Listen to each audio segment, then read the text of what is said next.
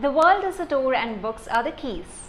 Hey, this is me Nivya, and today you can see that the background or setup is quite different because I've traveled down to my hometown in Cochin. Anyways, today I'm going to review the Truly Devious series. The first book in the series is Truly Devious, which was published in 2018. The second one, which I read on Kindle, is A Vanishing Stair, which was published in 2019, and the last one in the list is A Hand on the Wall, published in 2020. The genre of this trilogy is crime, mystery, thriller and young adult, so teenagers would love this book. And there's one more book, The Box in the Woods, written by the same author, Maureen Johnson, and people often think that it's a part of the series, this trilogy, but no, it is a standalone book. However, if you're planning to read this Truly Devious series, do not pick up the book The Box in the Woods first and read it. It can give you spoilers. So if you're planning to read Truly Devious series, go ahead and read that series completely and only then pick up the standalone book Box in the Woods. Okay, so today, without any spoilers, let me start with the first book in the series, Truly Devious. The story revolves around Ellingham Academy, a very privileged boarding school wherein the students are admitted based on their passion towards something. It could be anything related to science, arts or anything. So the applicants will need to write a passage about what they are passionate about, and the faculty members of the school will read it, and if they really feel that they are passionate about it, the kids are admitted into the school. The main character of the book, Stevie, is very much passionate about crime scenes and especially to solve the crimes. Stevie mentions that she wants to solve the cold case which happened back in 1936. The murder of 3 people, Albert, the founder of the Ellingham Academy, his wife and his child. All 3 were murdered back in 1936, and they used to stay in the same compound where the academy was. So their house, academy, everything was in one compound.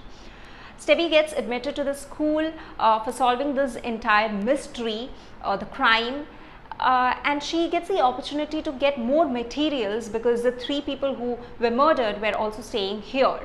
While she is in this academy, one of her schoolmates gets murdered, and Stevie has strong feeling that this murder has something to do with the 1936 case. This book is incomplete. You will definitely have to read the second and third part to get the solutions or answers, because this book only has problems and no solutions. It's just like, issues being stacked on top of another. Like, there are so many issues and problems happening in this book that you really wonder how will all these get resolved. But yes, all the solutions that you're looking for will be there in part 2, especially in part 3. So if you're just planning to read this book, it's baseless, useless. Do not go for just reading this book. You will definitely have to pick The Vanishing Stair as well as The Hand on the Wall to get the entire picture of the story. With that, let's go to the second part of this book, The Vanishing Stair.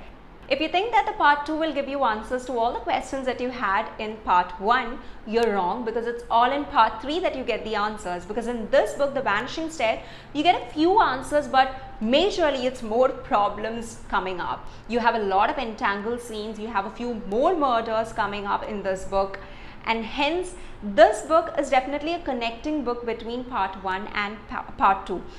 I've heard a few people stating that you do not have to read part 2, you can directly jump from part 1 to part 3, but I do not recommend it that way. You definitely have to read part 2 in order to get to part 3.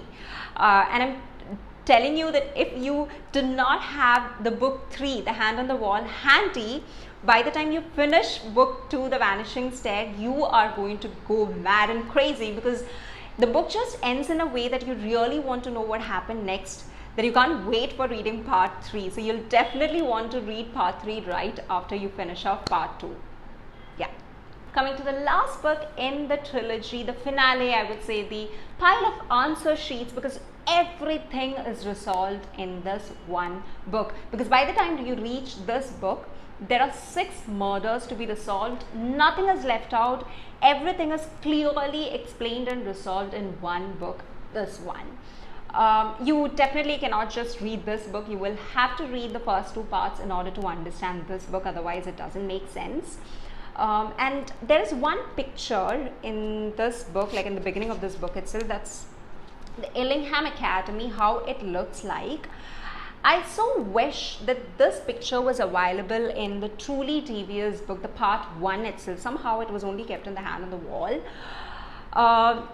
This picture, in fact, gives us the entire clarity as in which building is where, and it's much needed. And now that I've read this book, I can really feel all the places, the cold breeze and all of it. It's amazing. Like, the entire series is a great one. You should definitely pick this up.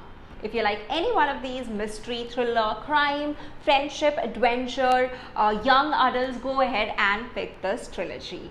With that, this is me, Nabia, signing off. Keep reading a lot of books. Bye. Take care. Happy reading.